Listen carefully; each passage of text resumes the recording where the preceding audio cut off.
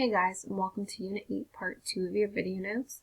In this section, we're going to be going over all the different types of anxiety disorders, which, one, we know anxiety is just a part of life. It can be from speaking in front of the class, a presentation, going up a roller coaster, being afraid of heights, asking somebody to prom. All those kind of things can cause normal anxiety. Anxiety disorders are ones where there's more distress, it's persistent, it's dysfunctional, and can really impact your daily routine. We do have a few different types. We have GAD, or generalized anxiety disorder.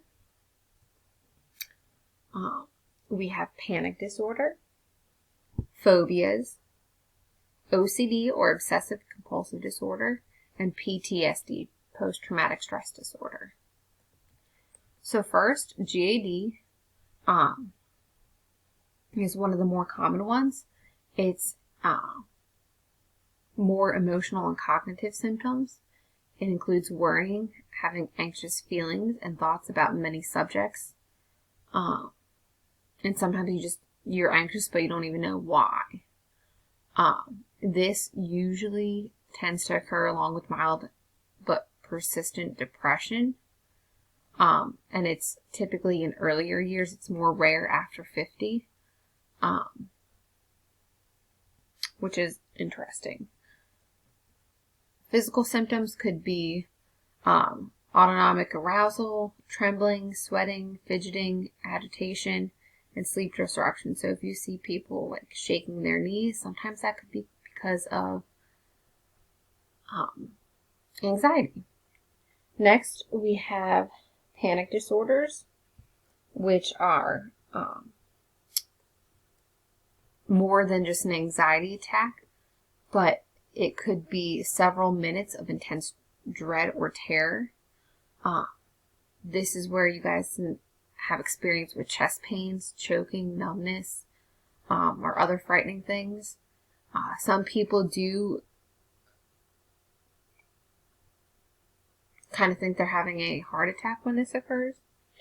And since my son, I've had very severe postpartum anxiety, and I can tell you panic attacks, I feel like I can't breathe. I feel like my throat's closing, and I just want to break down and cry. So when I get those moments where I'm having a panic attack, it's very real. And you also feel like you need to escape. These are often repeated. There's also anxiety on when that next attack could occur. We have specific phobias. A specific phobia is more than just a really big fear. This is where it's irrational, where there's the avoidance or like the whole you're not going to go outside because there could be a bee kind of thing. More so than just a get away from me. A lot of times people with phobias, severe phobias, like I'm sorry if these are one of yours, they would probably have a very difficult time looking at these images. Like, yeah, they might give you the heebie-jeebies, but most of us know, okay, these are just clip art. So some of our fears and phobias. Agoraphobia is the avoidance of situations one will fear having a panic attack in. Social phobia refers to intense fear of being watched or judged by others. So some of the other things that we see, a fear is you just don't like it, and a phobia is where it's very severe. OCD. A lot of people, and I really dislike society for this, will be like, oh my gosh, I'm so OCD. No.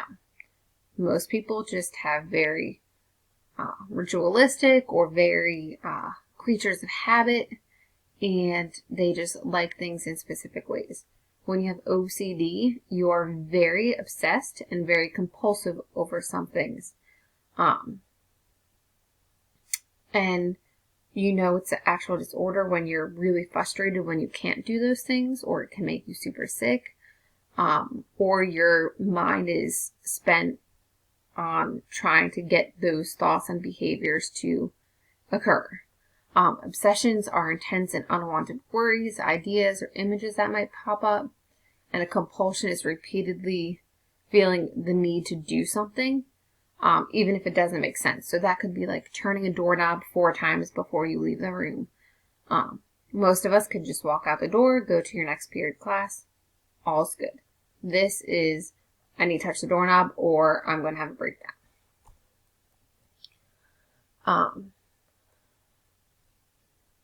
This is the percentage of children and adolescents with OCD reporting on obsessions or compulsions.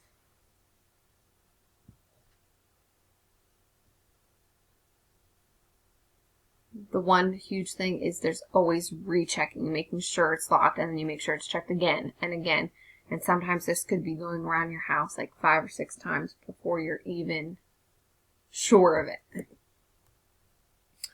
Next, we have PTSD. And about 10 to 35% of people who've experienced trauma not only have those severe memories, but also 4 weeks to a lifetime of repeated thoughts, repeated recall of those memories, nightmares, and reoccurring experiences, withdrawing themselves from society or avoiding things all in general, and jumpy anxiety or hypervigilance, and even insomnia or sleep issues.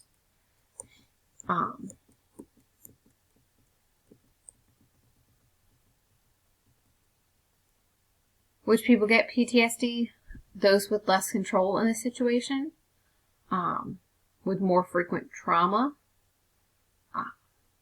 with brain differences, and who constantly get re-traumatized.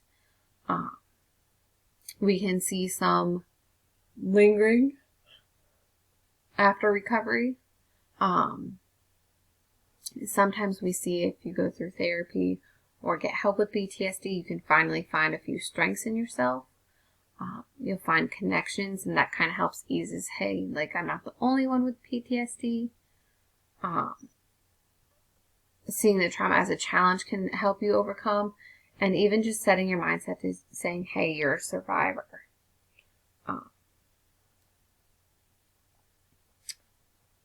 Next, we have the different ways we look at the anxiety disorders through different perspectives. Psychodynamic or psychoanalytic and Freudian looks at our repressed impulses, so what we've kind of put into our past. Classical conditioning, overgeneralizing a conditioned response. Opera conditioning, rewarding avoidance. Observational learning, worrying like mom. Cognitive appraisals, uncertainty is danger. And evolutionary, surviving by avoiding danger. So, with Freudians, the psychodynamic or analytic perspective, Freud felt that anxiety stems from repressed childhood impulses, social inappropriate desires. We repress or bury these, and they'll still come up as anxiety. Classical conditioning anxiety. Watson and Rayner in 1920, little Albert learned to feel fear of the rabbit. We may begin to fear animals, and then you might even get a phobia or a generalized anxiety from it. Opera conditioning, we may feel anxious, and we could make a decision to leave. This makes us feel better, and our anxious avoidance was reinforced. If we know we have a locked door but feel anxious and compelled to recheck, Rechecking will make us temporarily feel better. The result is an increase in anxious thoughts and behaviors. Observational learning and anxiety. With humans and monkeys, we show that anxiety can be acquired through observational learning. If you see someone else avoiding or fearing something, you're going to pick that up and fear it. If you think about it, we're all not born being scared of bees or spiders. In this way, fears can get passed down from families. Cognition and anxiety. Cognition includes worrying thoughts and interpretations, mental habits such as hypervigilance, always looking out for danger. In anxiety disorders, such cognitions appear repeatedly and make anxiety worse. So if you're constantly thinking about it, it's going to make your anxiety worse. That's why sometimes having a good distraction is good. Examples how they can worsen. Believing and predicting events will happen. Bad things don't happen to good people, so if I was hurt, I must be bad. Mistaken appraisals such as seeing aches and diseases, noises as dangers, and strangers as threats. So if you're like, ouch, my finger, need it amputated. No, not always how it works. Misinterpretations, facial expressions, and actions of others. You might assume that someone's talking about you just if they once made eye contact. Evolutionary,